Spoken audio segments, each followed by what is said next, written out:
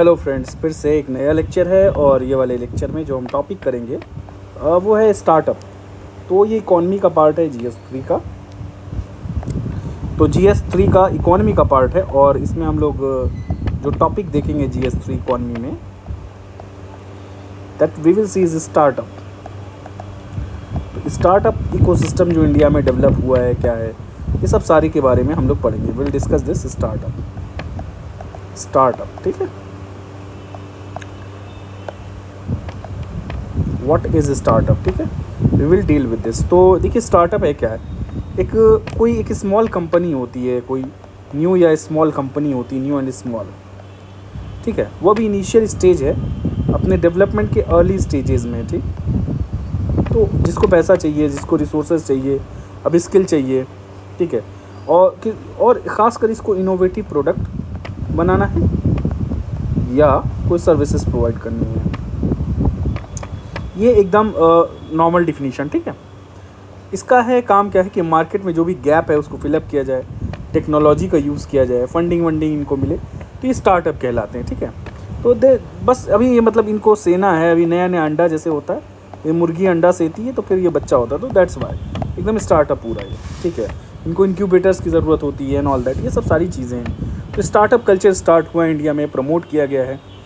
तो रिसेंटली आइए स्टार्ट करते हैं एक लाइन से कि अभी 182nd एक रिपोर्ट आई है। ये रिपोर्ट क्या है, this is report is of departmentally related standing committee.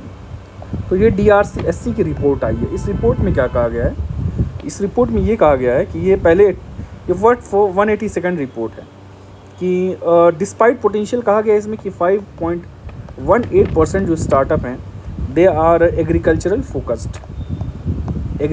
Focused. पहली बात। दूसरी बात, तो इस पर एक कंसर्न दिखाया गया है कि पोटेंशियल ज़्यादा है पर ये लेसर नंबर है। ठीक है, एग्रीकल्चर स्टार्टअप कम है और बढ़ने चाहिए इसको। ठीक है, अच्छा, अभी ये भी कहा गया है कि 1% जो है स्टार्टअप ऑफ द टोटल 98,000, तो 1% have been recognised by the government या कॉमर्स और इंडस्ट्री डिपार्टमेंट। ठीक है, और जिनको टैक्स एग्जेम्पशंस मिलने हैं, ठीक है, तो जो टैक्स एग्जेम्पशन 6 साल का है, तो 1% is only recognised out of the 98,000 tax क्या नाम है स्टार्टअप। तो बहुत कम जो हैं अभी रिकॉग्नाइज हुए, ये सब सारी चीज़ें हैं। इसमें और भी कुछ चीज़ें थी कि क्या नाम है, लगभग 75.25 करोड़ एक्सटेंड किया गया है या दिया गया है तो लगभग 1176 एग्रीकल्चरल स्टार्टअप को इतने पैसे दिए गए हैं अंडर एक स्कीम आई है जिसका नाम है राष्ट्रीय कृषि विकास योजना इनिशिएटिव। राष्ट्रीय कृषि विकास योजना इनिशिएटिव। इस इनिशिएटिव के अंतर्गत ये वाला जो इनिशिएटिव है, इसमें कितने 75 करोड़। ठीक है, तो ये इनिशिएटिव्स को, तो देखिए एग्रीकल्चर में सिर्फ इनिशिएटिव एग्रीकल्चर फोकस वाले 5.8% है और 1% ही 98,000 में से दे आर रिकॉग्नाइज्ड। ठीक है, तो ये रिकॉग्नाइज्ड जो हुए वो इतने ही हैं। ठीक है, आइए आगे देखा जाए। नया स्टार्टअप क्या है, बस यही है कि छोटा सा ग्रुप है, अभी इसको फंडिंग की ज़रूरत है, इनिशियल स्टेज ऑफ डेवलपमेंट है अपने। ठीक है, तो बहुत सारी यही सब सारी चीज़ें हैं। माना जाता है अभी कि India has third largest startup ecosystem है। Third largest startup ecosystem India के पास अभी थर्ड लार्जेस्ट स्टार्टअप इकोसिस्टम है और इसका जो एनुअल ग्रोथ रेट है स्टार्टअप इकोसिस्टम का, एनुअल ग्रोथ जो स्टार्टअप इकोसिस्टम की हो रही है वो लगभग जो है क्या नाम है 12 से 15% एनुअली। ठीक है, अगला पॉइंट देखते हैं। नेक्स्ट पॉइंट इज़ कि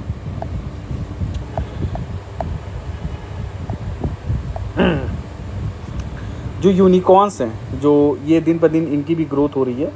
तो जो यूनिकॉर्न्स कौन होते हैं, यूनिकॉर्न होता है वो कंपनी जिसकी वैल्यूएशन $1 बिलियन तक होती है या ऊपर होती है, इससे वैल्यूड ओवर। तो अगर आपकी वैल्यूएशन $1 बिलियन के ऊपर है तो ये यूनिकॉर्न आप कहलाएगी। ठीक है, तो इनका जो नंबर है प्रेजेंट टाइम इंडिया में वो 111 है।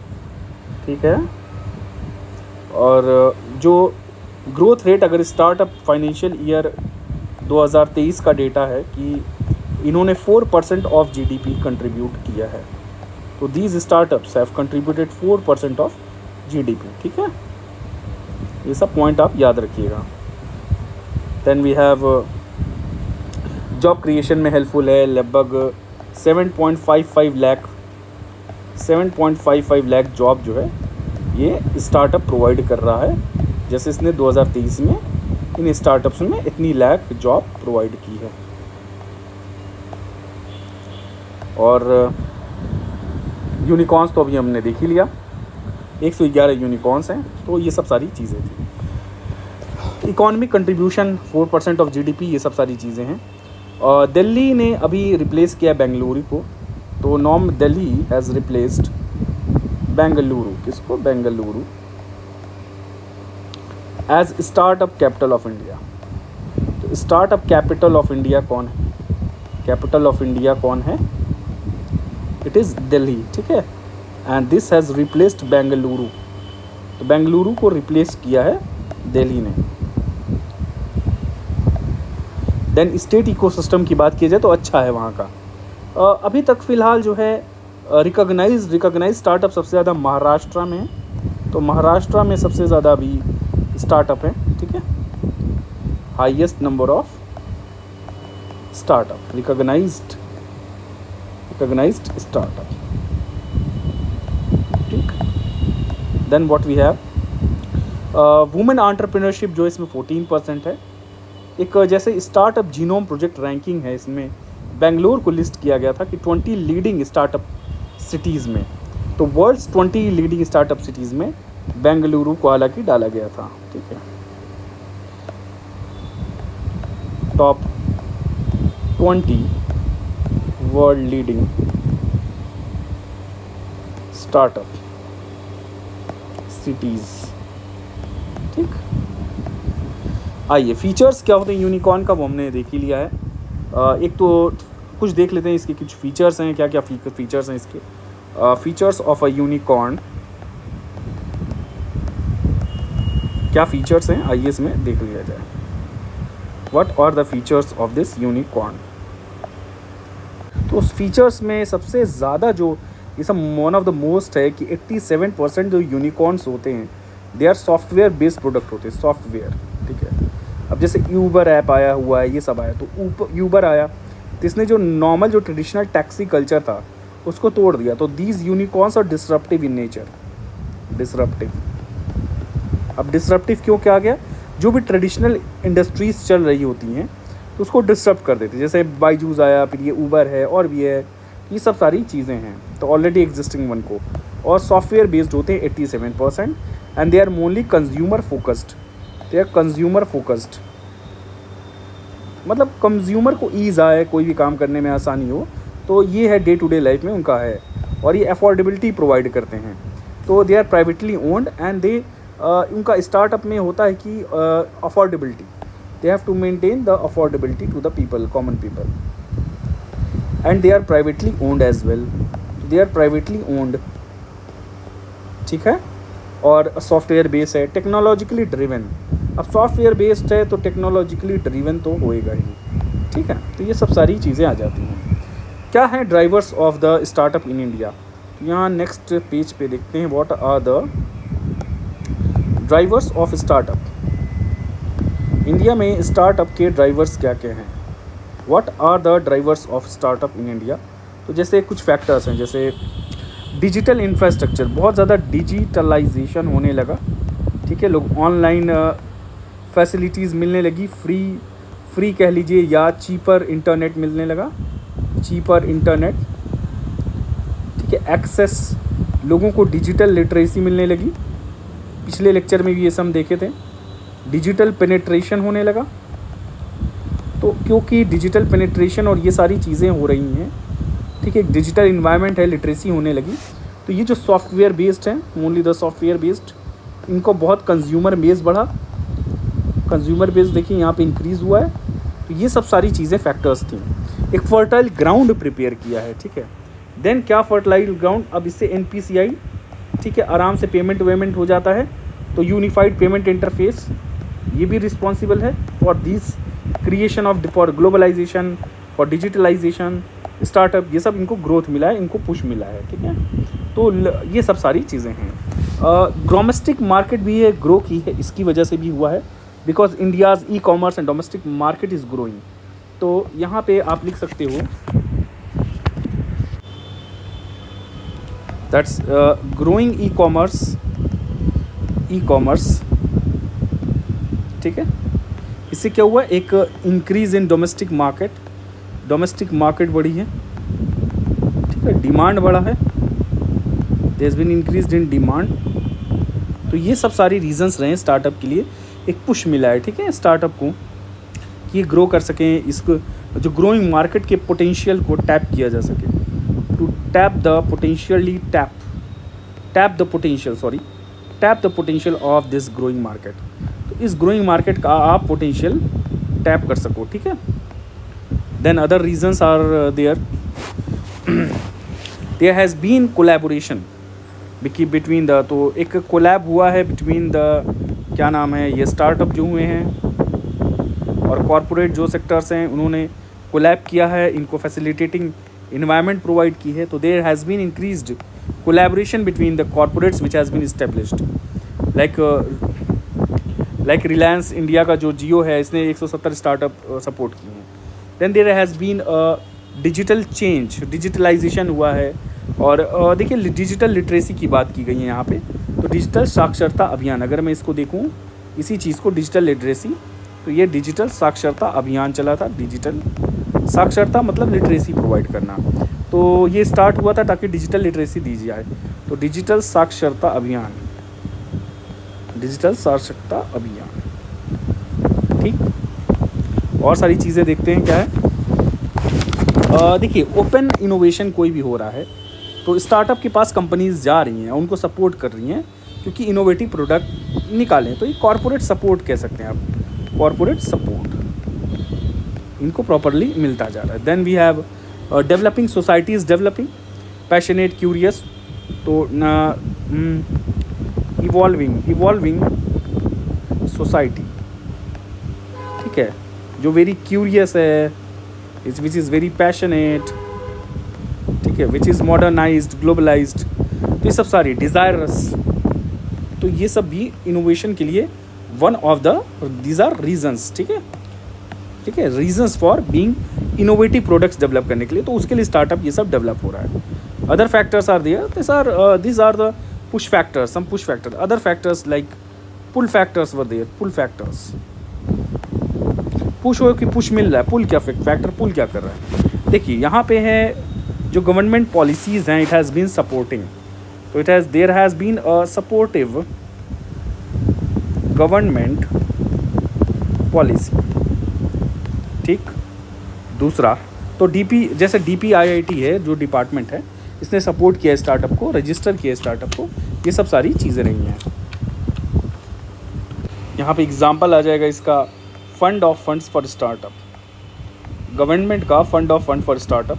और यहाँ पे ये डायरेक्टली क्या नाम है, इन्वेस्ट नहीं करती गवर्नमेंट, बल्कि एक सेबी के थ्रू करती है, SEBI registered venture capital funds में करती है। तो SEBI registered venture capital fund, ठीक है, तो वेंचर कैपिटल फंड, तो यहाँ पे पैसा वैसा प्रोवाइड मिलता है बूस्ट करने के लिए। Then there is 99 alternate investment fund, तो अल्टरनेट इन्वेस्टमेंट फंड, सॉरी, तो मेनली ये जो वेंचर कैपिटल फंड में क्या होता है कि क्या नाम है, इस फंडिंग कैसे होती है, तो इसमें जो भी इमर्जिंग बिजनेस हैं, mostly related with technology, biotech, ठीक है, फिनटेक, फाइनेंशियल टेक्नोलॉजी, ये सब सेक्टर में वेंचर कैपिटल फंड होता है। इसमें क्या होता है, लोन नहीं दिया जाता, शेयर्स कम बाई की जाती है, तो कंपनी में शेयर्स बाई किया जाता है। तो इस buying shares through the share, buying of the shares, अब शेयर्स दे रहे हो तो आप पैसा लगाओगे ना, तभी तो शेयर खरीद रहे हो, तो इसके थ्रू फंडिंग हो रही है, ठीक है। Then alternate investment fund is also there. तो ये सब सारी चीज़ें हैं जो गवर्नमेंट इनिशिएटिव्स हैं, ठीक है, फंडिंग के। देन व्हाट वी हैव, देखो क्या नाम है, क्यों स्टार्टअप बढ़ रहा है, because there is a youthful demography, youthful stage में हम अभी, डेमोग्राफी, ठीक है, and rising number of graduates and literacy and education ये सब रेट बढ़ रहा है, तो ये सब सारे प्रमोट कर रहे हैं स्टार्टअप को। ये तो नॉर्मल चीज़ें हो गई हैं, ठीक है। देन वी हैव फाइनेंसिंग जो इकोसिस्टम है वे mature, we have a mature financing ecosystem, ठीक है। तो there is youthful demography, literacy, ये सब सारी चीज़ें हैं जिसको यूटिलाइज़ किया जा रहा है, ठीक है। तो देयर इज़ इमर्जिंग सेक्टर्स, तो इसमें भी कुछ इमर्जिंग सेक्टर्स हैं, जैसे कि कौन कौन से सेक्टर्स हैं आइए देखा जाए। Emerging sectors, what are these sectors, क्या क्या हैं।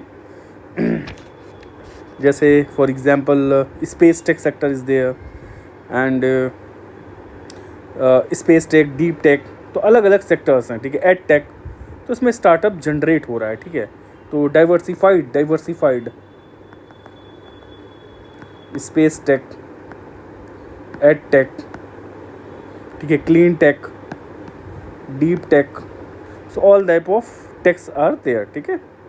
अब सेक्टर स्पेसिफिक ये सब अपॉर्चुनिटीज़ हैं, और we have large customer base, तो हमारा कस्टमर बेस जो है वो लार्ज है।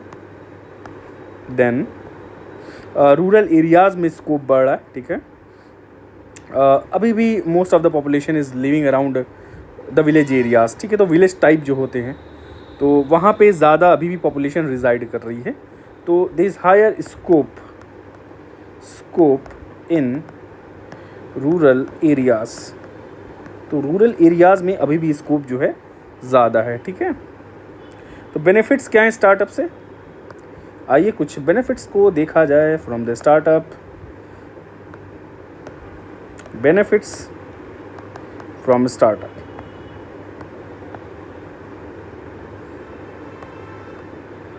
तो बेनिफिट्स क्या क्या हैं, जैसे एम्प्लॉयमेंट जनरेशन, ठीक है। तो एम्प्लॉयमेंट जनरेशन तो हो ही रहा है। दूसरा, अब जैसे 12 जॉब्स पर स्टार्टअप क्रिएट हो रही है, ठीक है। देन एम्प्लॉयमेंट जनरेशन के बाद न्यू आइडियाज़ से क्या हो रही है, लाइफ इज़ बिकमिंग सिंपलर, ठीक है। लाइफ सिंपलर हो रही है, नए नए आइडियाज़ आ रहे हैं। ओला है, आपका स्विगी है, देन यूबर बाहर का आया हुआ है, बहुत सारे, बुक माई शो है, ठीक है। Then you have like app, like you have other teaching apps हैं, ठीक है, लाइक अदर ऐप हैं। तो ये है, फिज़िक्स वाला चल रहा है, दृष्टि है, ये सब तो ऐप टेक सेक्टर, ये सब नए नए आइडियाज़ आ रहे हैं, ठीक है। अब देखिए क्या है कि नए आइडियाज़ आए, ये सब सारी चीज़ें, तो स्टैंडर्ड ऑफ लाइफ बेटर हुई है।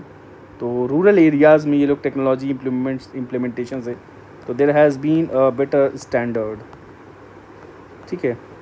कह सकते हैं लगभग, अभी भी उतना नहीं, पर still there is a better standard of living, ठीक है, बेटर स्टैंडर्ड ऑफ लिविंग है। और जेंडर पैरिटी की अगर बात किया जाए, तो स्टार्टअप इकोसिस्टम का वुमेन्स जो है ज़्यादा फ़ायदा उठा रही हैं, ठीक है। तो this gender parity in favour of women, यहाँ पैरिटी में ये नहीं, पैट्रियार्कल नहीं है, यहाँ पे फ़ायदा ये कि women is leveraging the benefit. तो कौन लेवरेज कर रहा है बेनिफिट को, वुमेन। तो महिलाएं जो हैं इस बेनिफिट को लेवरेज कर रही हैं। Gender parity is there mostly in the startup sector, ठीक। देखिए ज़्यादातर जो स्टार्टअप हैं उसकी वुमेन डायरेक्टर्स हो रही हैं, इसलिए इससे पता चलता है। तो ये बेनिफिट्स हैं स्टार्टअप सेक्टर की। कुछ आइए और देखते क्या है। This is healthy competition among entrepreneurs, तो competition is healthy, most of the time competition is negative, पर हेल्दी कॉम्पिटिशन अमंग एंटरप्रेन्योर्स, तो जो भी एंटरप्रेन्योर हैं उनकी यहाँ जो है अमंग हेल्दी कंपटीशन है, जो एक दूसरे को देख करके ये मोटिवेट हो रहे हैं और बढ़िया बढ़िया प्रोडक्ट निकाल रहे हैं। तो healthy competition is there. Then we have Amazon है, और भी है, जोमेटो आया, स्विगी आया, तो एक दूसरे को लड़ाई, एक दूसरे में आपस में इनके टक्कर है, तो उसमें चीप प्राइस मिल जा रही है, बेटर प्रोडक्ट मिल जा रहा है कंपटीशन की वजह से, क्योंकि कंज्यूमर को खींचना है, इनको अपने कंज्यूमर हैं ये। तो ये सब जो स्टार्टअप्स हैं ए बी सी, तो इन सबको क्या करना है, they have to attract this consumer, ठीक है। अट्रैक्ट, तो उसके लिए चीप प्राइस है, बेटर प्रोडक्ट लाएंगे, and they will provide better services, ये सब सारी चीज़ें देंगे तभी तो होगा, ठीक है।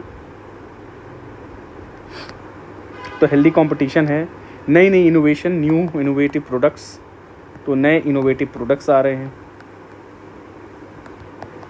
ठीक है। तो new products are being delivered in the market.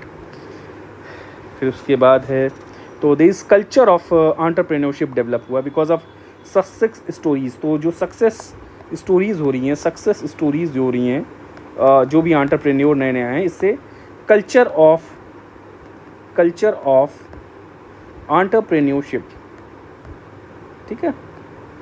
इसकी स्पेलिंग यार थोड़ी, एंटरप्रेन्योरशिप। तो this developing culture of entrepreneurship because of these success stories, जिससे मोटिवेट हो रहे हैं लोग और ये चीज़ डेवलप हो रही है, ठीक है भाई। एक दूसरे का मोटिवेट बूस्ट होगा ना, अगर एक बंदा है कोई सक्सेस कर रहा है, ठीक, उससे लोग कहेंगे नहीं हम भी बिजनेस करेंगे।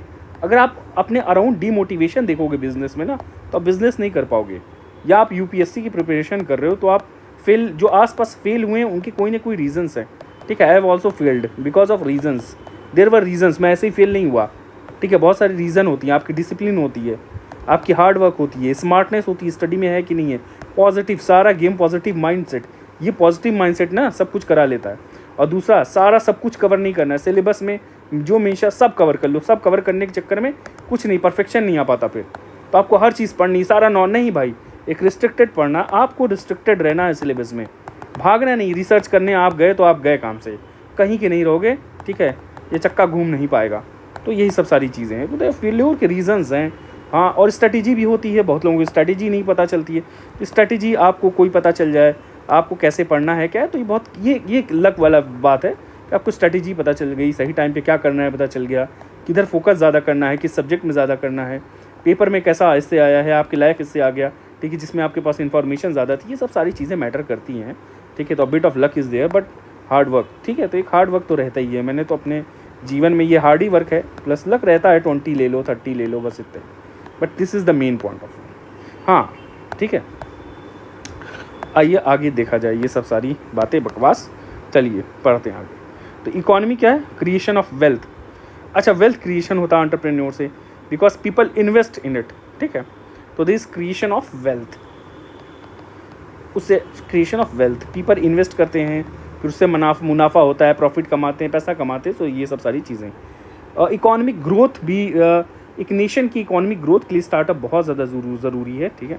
तो for nations growth they create economic growth of a nation, या they help in progress of economic growth of nation. ये स्टार्टअप की वजह से ही आती है। तो ये दोनों चीज़ें वेल्थ क्रिएट करेंगी और इकोनॉमिक जनरेट करेंगी। कैसे इकोनॉमी जनरेट करेंगी ये सारी चीज़ें? कि अट्रैक्ट करेगा इन्वेस्टमेंट, लाइक FDI आ रहा है, ठीक है। तो फॉरेन से इन्वेस्टमेंट आ रहा है, फॉरेन इन्वेस्टमेंट, ठीक है। तो फॉरेन इन्वेस्टमेंट आया तो आपके कंट्री में खर्च हो रहा है, तो ये क्या हुआ, इससे बूस्ट हुआ, ठीक है। तो एक फॉरेन इन्वेस्टमेंट हो रहा है, तो भाई जाहिर सी बात है इन्वेस्टमेंट आएगा तो कैपिटल इनफ्लो हुआ। So there is a capital inflow, ठीक, ये सारी चीज़ें हुई। देन व्हाट हैपेंड, इसके बाद क्या हुआ, वेल्थ जनरेशन कैसे हुआ? जो भी यूनिकॉर्न्स हैं, स्टार्टअप्स हैं, इनकी वेल्थ जनरेशन हुई, ये लोग इकट्ठा हुए, काम किए। Then there is boost to ancillary industries. तो जो भी स्टार्टअप से एसोसिएटेड सेक्टर हैं, तो there is growth of associated sector, वो चेन इफेक्ट वाला जो हमने 1-2 लेक्चर पहले पढ़ा है। तो growth of associated sector, like example, अगर एग्जाम्पल इसका देना चाहोगे तो क्या हो जाएगा एसोसिएटेड सेक्टर में? लॉजिस्टिक, ठीक है, डिजिटल पेमेंट, क्लाउड कंप्यूटिंग, ये सब जो एसोसिएटेड हैं ये भी तो ग्रो हो रहे हैं। They in turn boost economic growth. बस यही वाली चीज़ें हैं। हाँ, आइए और चीज़ों को देखा जाए। FDI और ये सब तो आ ही रहा है। तो अभी देखा गया कि लगभग जितने भी FDI रजिस्टर्ड हुए हैं उन्होंने $63 मिलियन मतलब कि रेज़ किया हुआ है, ठीक है। तो ये सब सारी चीज़ें हैं। तो यहाँ इससे स्टार्टअप से भी ये भी है कि ये it reduces the burden from the service and agriculture sector, ठीक है। तो बैलेंस्ड इकोनॉमी होगी, तो it reduces burden burden on services and agriculture sector, ठीक है, इससे भी बर्डन ख़त्म करेगा। हालांकि most of the startups are in agriculture और services, but it will reduce the burden, ठीक है। तो ये आप ये कह सकते हैं बल्कि कि सर्विसेज से एग्रीकल्चर की तरफ शिफ्ट होगा, सर्विसेज से हेल्थ की तरफ शिफ्ट होगा, ठीक है। तो ये सब मैन्युफैक्चरिंग की तरफ शिफ्ट होगा, मैन्युफैक्चरिंग के लिए शिफ्ट होगा, ये सब सारी चीज़ें आ जाएंगी इसमें। देन व्हाट वी हैव, तो आइए कुछ चैलेंजेस देखते हैं। सम चैलेंजेस, कुछ चैलेंजेस हैं, क्या क्या चैलेंजेस हैं इसको देखा जाए और इसको चैलेंजेस को पढ़ा जाए। तो चैलेंजेस क्या क्या आएंगे, लेट्स स्टार्ट। तो दिस डिजिटल डिवाइड, अभी भी एक डिजिटल डिवाइड है, rural urban, women male female, like rural urban divide है। रूरल में लोग कम पेनेट्रेशन है, अर्बन में ज़्यादा। हालांकि ई कॉमर्स सेक्टर में रूरल डोमिनेंट सेलर है, ठीक है। Then male female they is division, तो ये डिजिटल डिवाइड है, ठीक है। मेल में कम लिटरेसी, फीमेल में कम है, मेल में भी लिटरेसी ज़्यादा है, फीमेल में कम है। तो ये सब सारी चीज़ें अभी भी हैं, ठीक। और ये देखिए एक बात और है कि there is low willingness to pay, यहाँ पे एक चीज़ मेंशन कर रहा हूँ कि लो विलिंगनेस टू पे, जो इंडिया के कस्टमर हैं वो प्राइस सेंसिटिव होते हैं। तो इनोवेटिव प्रोडक्ट्स के लिए क्या है कि बहुत ज़्यादा पैसा नहीं लगाएंगे, डिस्काउंट है, चीपर। तो जो हमारा माइंडसेट है, कस्टमर माइंडसेट, तो हमारा जो कस्टमर माइंडसेट है कि कोई भी चीज़ मिल जाए, चीप मिल जाए, ठीक है, पैसा बचाना है, ठीक है, कैसी भी क्वालिटी हो क्या हो। तो इस माइंडसेट की वजह से थोड़ा सा एक चैलेंज आ जाता है, क्योंकि these products are costly, may be costly ही है, ठीक है। कई कस्टमर्स जो हैं, कई फाउंडर्स जो होते हैं या क्या नाम है इस स्टार्टअप के, वो वेल ऑफ बैकग्राउंड से होते हैं, अर्बन मेट्रो सिटीज़ से होते हैं। तो ऐसी जो मास मार्केट होती है वो लो इनकम से आती है, तो एक मिसमैच हो जाता है। तो जो स्टार्टअप है अंडरस्टैंड नहीं कर पाते, तो इट इज़ मिसमैच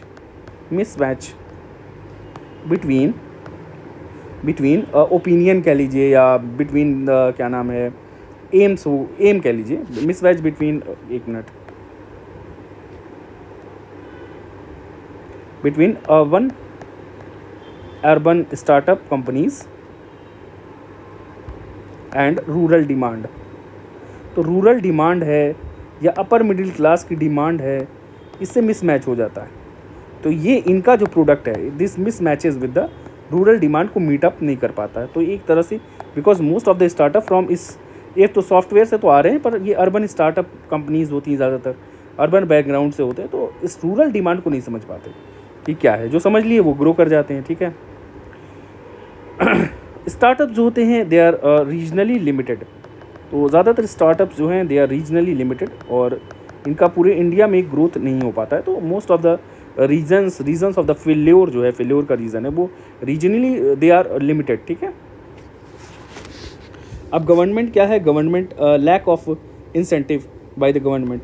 तो गवर्नमेंट के बिहाफ पे अगर देखा जाए तो लेसर इंसेंटिव, तो इंसेंटिव हालांकि रजिस्टर्ड तो बहुत हुए हैं, but still there is a lack of adequate incentive. तो अभी भी लैक है, लैक ऑफ एडुकेट इंटेंसिव, अभी भी इंसेंटिव।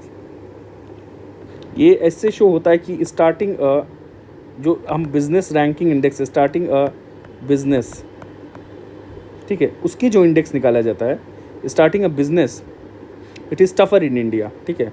तो बिजनेस रैंकिंग इंडेक्स है कि हम जो बिज़नेस स्टार्ट करना है उसका जो इंडेक्स है, इस इंडेक्स में जो starting a business ranking index में वी आर 137, बहुत 190 कंट्रीज़ में हमारी पोजीशन 137 है। तो it is very poor ranking, ये तो पुअर ही कहलाएगी, ठीक है। तो हम स्टार्टअप में थोड़े अभी भी ढीले पड़ रहे हैं। टैक्स पॉलिसीज़ अनफ्रेंडली, ये भी आप चैलेंजेस लिख लो, अनफ्रेंडली टैक्स पॉलिसी, टैक्स छूट देना चाहिए थोड़ा सा, ठीक है। तो ये सब अभी भी टैक्स फ्रेंडली नहीं है। और गवर्नमेंट ने एंजल टैक्स इंट्रोड्यूस किया 2012 में, ठीक है, ताकि मनी लॉन्ड्रिंग और ये सब ना हो सके। तो इन्वेस्टमेंट डिस्करेज हो गया, तो लाइक एंजल टैक्स, ठीक है। तो अब इन लोग को लग रहा था मनी लॉन्ड्रिंग हो रही है, घूम फिर के पैसा इलीगल मनी है या ब्लैक मनी लोग स्टार्टअप में लगा रहे हैं, तो उसके लिए ये एंजल टैक्स कर दिया ताकि ये सब ना लगे। इससे क्या हुआ, स्टार्टअप्स डीमोटिवेट हो गए, इट गॉट डीमोटिवेटेड, ठीक, ये डीमोटिवेट हो गया। देयर इज करप्शन का काम है यहाँ, तो ब्यूरोक्रेटिक हर्डल इज़ देयर।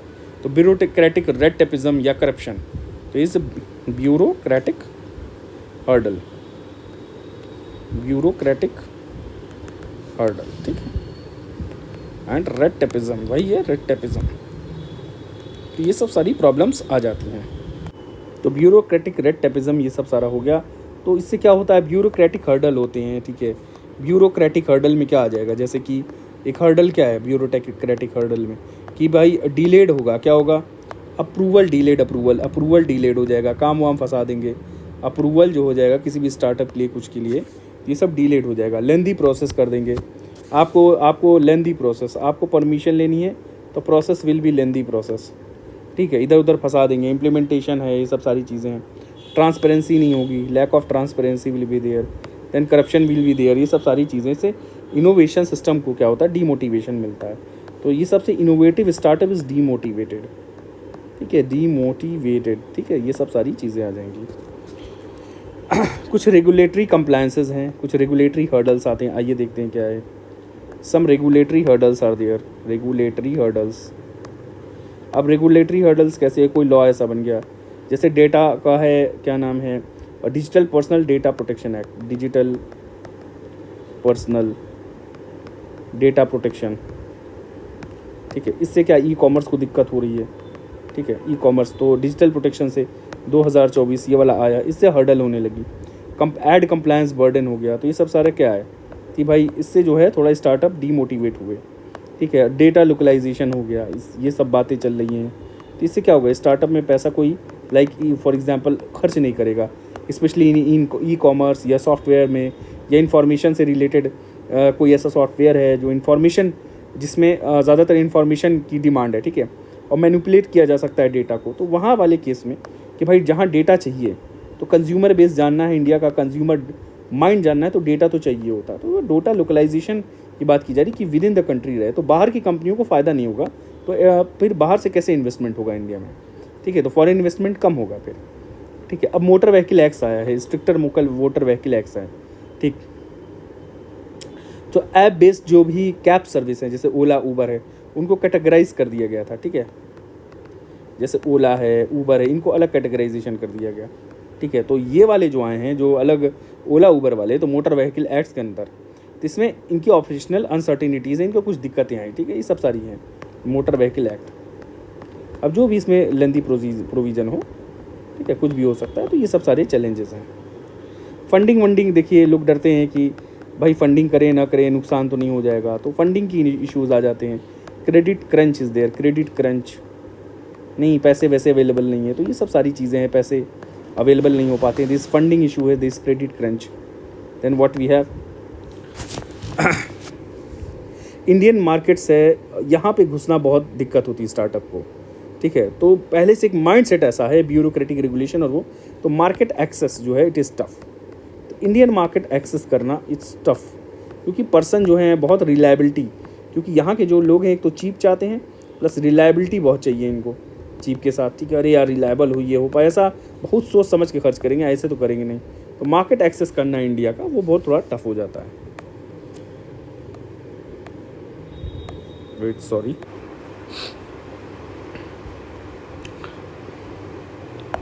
और चीज़ें देखते हैं। सपोर्टिंग इंफ्रास्ट्रक्चर नहीं है, कि ऐसा इंफ्रास्ट्रक्चर जैसे साइंस एंड टेक पार्क हो गया, लाइक इंक्यूबेटर्स आर देयर। तो इंक्यूबेटर्स भी कई बार पैसा, ये क्या इंक्यूबेटर्स करते हैं, या आपको इन्फॉर्मेशन करते हैं, कोई भी आपने स्टार्टअप लिया, ठीक है, उसमें क्या रिक्वायरमेंट्स हैं, क्या लीगल हर्डल हैं, क्या रिक्वायरमेंट्स हैं, what are legal hurdles, how to grow, क्या क्या उसके सारे क्या क्या चाहिए आपको, तो वो सब सारे इंक्यूबेटर्स प्रोवाइड। तो अच्छे इंक्यूबेटर्स नहीं हैं, मोस्टली हैं कॉस्टली हैं, बहुत सारी इन्फॉर्मेशन। अब इसमें गवर्नमेंट अपना इंक्यूबेटर प्रोवाइड करे, या गवर्नमेंट चाहे तो इसमें कुछ सब्सिडाइज़ करे, तो हो सकता है थोड़ा सा ये ईज़ हो जाए प्रोसेस। तो ये कॉस्टली हो गया इंक्यूबेटरिज्म। अब बिज़नेस नॉलेज नहीं होती है, तो आप स्टार्टअप कर रहे हो, तो ये आपके पास you lack the business knowledge, तो लैक ऑफ बिज़नेस नॉलेज, ठीक है, बिज़नेस नॉलेज नहीं है, लैक ऑफ बिज़नेस नॉलेज, इससे भी दिक्कत आ जाती है। Skill mismatch, there is skill mismatch, skill mismatch, skill mismatch मतलब भाई जिस तरह का टैलेंट चाहिए स्टार्टअप जो आप स्टार्ट करें, उससे वैसा टैलेंट नहीं मिल रहा है आपको। टीम स्पिरिट कई बार कम होती है, नए इसमें बहुत जल्दी डिमोटिवेट हो जाते हैं, तो ये lack of team spirit, lack team spirit, ये सब कुछ चैलेंजेस हैं जो आते हैं इसमें, lack team spirit. Then what we have, then you have debt trap में फंस जाते हैं, कई बार पैसा लगाया गया, ठीक है, ले लिए पर ये चल नहीं पाया तो डेट ट्रैप हो जाता है, ठीक है, इनको प्रीपे करना पड़ता है, तो डेट ट्रैप। अगर स्टार्टअप चल गया तो ठीक है, वरना डेट ट्रैप में फंस जाएंगे। भाई उधारी से ही तो काम चलता है भाई, इन्वेस्टर्स को पैसा चाहिए, इन्वेस्टर्स आए, इन्वेस्टर्स ने पैसा लगाया, ठीक है, और आपका स्टार्टअप चला नहीं, आपको नुकसान हो गया, तो डेट ट्रैप, आपको देना पड़ेगा इनको पैसा, कैसे दोगे आप। Then we have behavioural change की ज़रूरत है। बिहेवियरल चेंज क्या है? कंज्यूमर बिहेवियर जो है स्टार्टअप की तरफ जो है उसको पॉजिटिव रखना होता है। तो अगर कंज्यूमर बिहेवियर पॉजिटिव होगा आपकी तरफ तो वो ज़्यादा सही है। अब इसी को वही वाली चीज़ है कि आपको बिहेवियरल चेंज लाना है लोगों में, और ये चाहिए कि आप उनको इंगेज कर सकें, लोग पैसा लगाएं। तो attractive, you have to make your startup attractive. अब कैसे स्टार्टअप अट्रैक्टिव बनाओगे इन्वेस्टर्स के लिए, ये थोड़ा चैलेंज है अट्रैक्टिव, और ये वाला तो चैलेंज आएगा कि आपको स्टार्टअप को अट्रैक्टिव बनाना है, और देन यू हैव, आप जो भी प्रोडक्ट निकालें उसको अट्रैक्टिव बनाना है। तो ये सब सारी चीज़ें हैं। तो initial investors you need it, and the consumers हैं, इनको भी आपको फिर भाई सेटिस्फाई करना है। तो ये सब सारी चीज़ें टफ टास्क हो जाती हैं।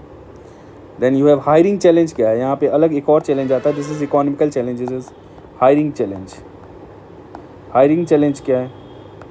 हायरिंग चैलेंज में क्या है, कई जॉब सीकर्स होते हैं, वो स्टार्टअप ज्वाइन करते हैं, तो अट्रैक्टिव कैरियर ऑप्शन नहीं लगता है, तो ये लोग नहीं जाते, रिस्क नहीं लेते हैं कि उनको पता होता है कि स्टार्टअप फेल कर जाएगा। तो जो जॉब सीकर्स जो होते हैं, unwillingly to join this startup, job seekers see it as temporary option या and all that, long term नहीं देखते, टेम्पररी ऑप्शन, ठीक है। तो they are unwilling to join it, ठीक है, कि इनका क्या फ़ायदा है, ये इतना जान पैसा लगाएं, सब लगाएं, इनका फ़ायदा क्या, और वैसे भी क्या पता पैसा मिले ना मिले। Then there is lack of resource. अब स्टार्टअप करने के लिए आपके पास पैसा चाहिए, तो वही क्रेडिट क्रंच की बात हमने कर ही ली थी। पुअर स्किल है, ट्रेनिंग कॉस्ट बहुत ज़्यादा है। तो देखिए, जो भी आपको चाहिए ना, तो स्किल मिसमैच हो रहा है, ठीक है। स्किल मिसमैच होने की वजह से स्टार्टअप ग्रो नहीं कर पाता है। देन अब कुछ स्टार्टअप ऐसे होते हैं जो बहुत ज़्यादा सक्सेसफुल हो जाते हैं, ठीक है। अब वो बाहर की तरफ चले जाने लगते हैं, तो वहाँ पे पैसा ज़्यादा मिलता है, तो स्टार्टअप जो है माइग्रेट कर गए, ठीक है। तो वो वाली एंटरप्रेन्योरियल ड्रेन कहा जाता है इसको, दिस इज एंटरप्रेन्योरियल ड्रेन,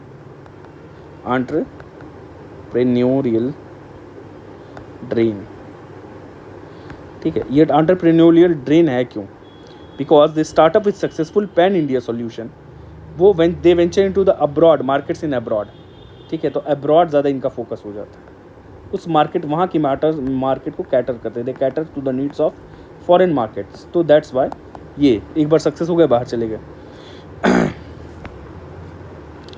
और बहुत ज़्यादा क्राउडिंग भी होने लगी है, कंपटीशन बहुत ज़्यादा हो गया है। तो बहुत ज़्यादा ओवर क्राउडिंग जब होने लगी स्टार्टअप में, तो खूब मान लो खूब ढेर सारे स्टार्टअप ग्रो कर गए। ओवर क्राउडिंग से कंपटीशन बहुत ज़्यादा हो जाता है, तो पब्लिक कस्टमर को तो अच्छा है, पर मार्केट के लिए डीमोटिवेशन है। तो कस्टमर पॉइंट ऑफ व्यू से देखोगे, कस्टमर पॉइंट ऑफ व्यू से तो सही कंपटीशन आ रहा है, बट यहाँ पे हेल्दी कंपटीशन नहीं हो पाता। बहुत ज़्यादा ओवर कंपटीशन की वजह से निगेटिव इफेक्ट्स आते हैं। तो in spite of the healthy competition, ये हेल्दी कंपटीशन नहीं हो पाता है, ठीक है। ये हेल्दी कंपटीशन नहीं हो पाता है, निगेटिव इफेक्ट हो जाता है। कंपटीशन है तो कस्टमर बेस, कस्टमर के लिए तो अच्छा है, बट यहाँ पे इन सारे स्टार्टअप्स को तो सैचुरेशन होने लगता है profits, then there is lesser profit. तो भाई फिर they are not willing to work. भाई क्यों कमाएगा, जब पैसा मिलेगा तभी तो कमाएगा। यहाँ पे क्या हुआ कि सैचुरेशन होने लगा है, प्रॉफिट मार्जिन कम हो जाती है, ठीक है। जैसे एड टेक सेक्टर का बूम हुआ था, एड टेक सेक्टर में अब क्या हुआ, अनअकैडमी हो गया, ठीक है, इधर डूबता दिख रहा है, और ये बाईजूस हो गया, ठीक है। तो ये सब सारे जो हैं सैचुरेशन आ गया, बहुत ज़्यादा कॉम्पिटिटर आ गए। देन यू हैव, ठीक है। तो ये सब सारे चैलेंजेस थे। तो अलग जो और चैलेंजेस पढ़ेंगे, some structural, like Indian startups they are influencing by Silicon Valley एक मिनट। तो Indian startups are replicating the Silicon Valley वाला जो कल्चर था, ठीक है, रेप्लिकेटिंग सिलिकॉन वैली, पर वहाँ की environment, ecosystem environment, consumer behaviour, सब अलग है, तो उसको आप रेप्लिकेट नहीं कर सकते क्योंकि they have a different consumer behaviour. ठीक है, कंज्यूमर बिहेवियर, ठीक है, कंज्यूमर बिहेवियर डिफरेंट है। ठीक है, इन्वायरमेंट है, बिजनेस इन्वायरमेंट डिफरेंट है, तो आप एग्जैक्टली वैसा आप रेप्लिकेट नहीं कर सकते इंडिया में। ठीक, then there is lack of mentorship in India, there is lack of mentorship. तो एक मेंटरशिप भी लैक करता है, ये वजह भी है। और this is inherent bias, there is a bias towards the क्या नाम है फॉरेन प्रोडक्ट्स। तो ज़्यादातर टेक सेक्टर में जो इंडियन कंज्यूमर्स हैं ये बाहर के प्रोडक्ट्स रिलायबिलिटी, तो मोर रिलायबिलिटी ऑन फॉरेन प्रोडक्ट्स। ठीक है, तो स्टार्टअप सेक्टर जो ऐसे ग्रो हो रहा है, जो भी स्टार्टअप बाहर के हैं उस पर जो है उनके प्रोडक्ट्स पे ज़्यादा रिलायबल लोग शो करते हैं। ठीक है, रिलायबिलिटी ऑफ फॉरेन प्रोडक्ट्स। ठीक है, ये किसका, इंडियन कस्टमर का जो वो है। ठीक है, रिव्यू। और यहाँ पे लैक ऑफ मेंटरशिप, ये सब सारी चीज़ें आ जाती हैं चैलेंजेस में। ठीक है, अब यहाँ पे स्टार्ट करते हैं कुछ government initiatives. Some government initiatives are there. ठीक है, तो ये गवर्नमेंट इनिशिएटिव्स हम कोशिश करते हैं कि नेक्स्ट लेक्चर में करेंगे। तो पार्ट 2 जो है नेक्स्ट लेक्चर गवर्नमेंट इनिशिएटिव, इसका नेक्स्ट